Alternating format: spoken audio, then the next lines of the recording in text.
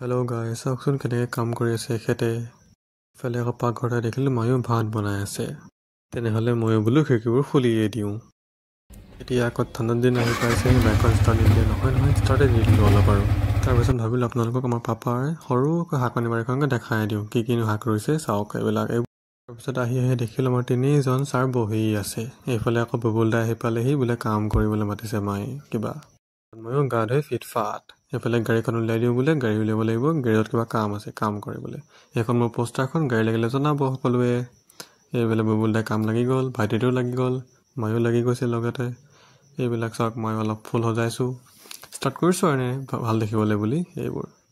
এইখন মোৰ বাইকখন কেনেকুৱা দেখিছে কমেণ্ট কৰিব। এইখন গাড়ীখন কোনটো ভাল দেখিছে ক'বচোন, গাড়ীখন নে বাইকখন দেই। এইফালে আমাৰ বুবুল দাই ৰ'দত পূৰা গছ কাটিছে, পূৰা কষ্ট কৰিছে চাওকচোন। এইফালে বোলে কাম কৰি আহিব, এবাৰ বোলে ঘৰলৈ বুলি যায়গৈ। এইফালে আমি এতিয়া ওলালোঁ পিংকি বাহঁতৰ ঘৰলৈ বুলি।